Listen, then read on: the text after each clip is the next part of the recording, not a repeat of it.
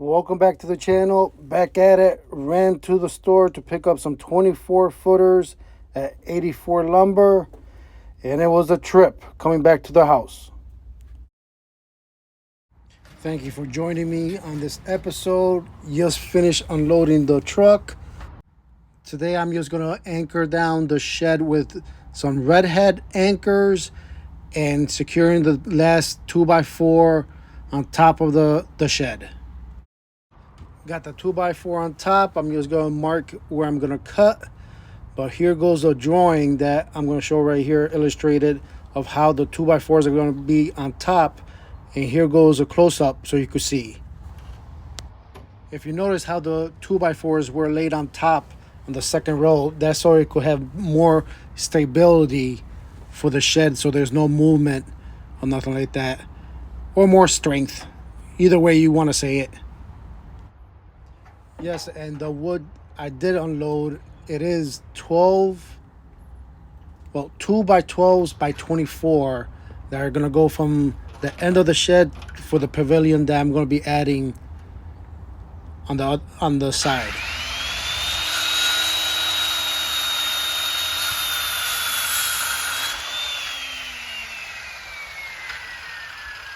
Yes, I just had the handsaw out because it was just going to be a quick afternoon because they're already getting late. But here you're going to see that I cut it.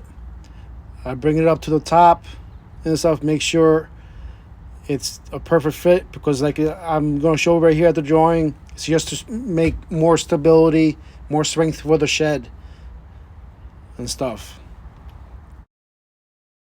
Yes, I'm still so glad that I did buy this nail gun, because I can't imagine, just nailing it with a nail and holding the nail with the other hand. It would have been a long process for me. But I'm glad I found this nail gun on sale.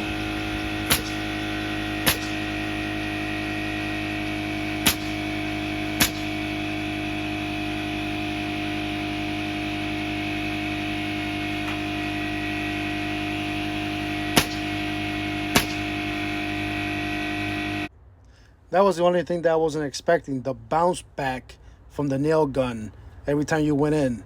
Luckily, I was grabbing onto the ladder pretty good.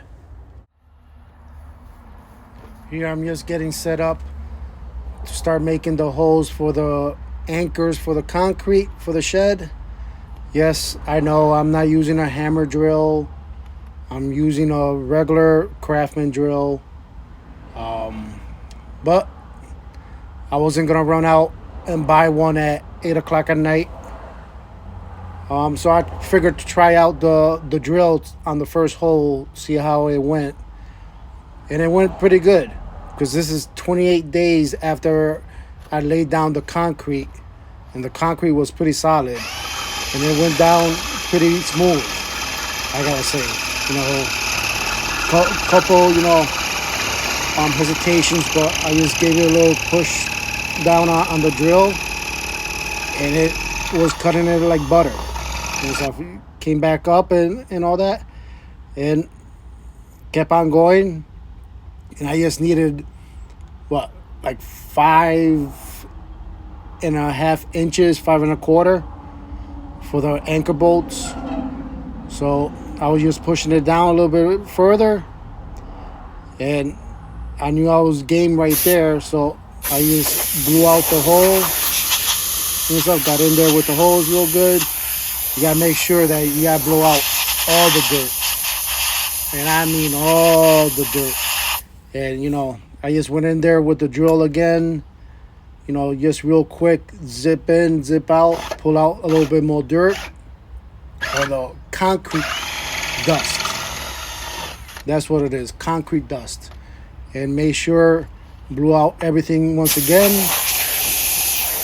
and put the nozzle right there to the hole, make sure it was cleared. Here you can see with the red bolt, the redhead concrete bolt, I hammered it down. It went all the way down, so the hole was good. And I just tightened it up with a wrench until I couldn't go no further and stuff. And you hear the wood cranking down. cranking down. And you don't want to over tighten it anyways. You're going to feel when to stop wrenching the bolt down because of the sound of the wood, like I stated. But these things are not going to move once you got them tightened down. These are the ones that I used. But thank you for watching, and I hope you will gain something from my videos.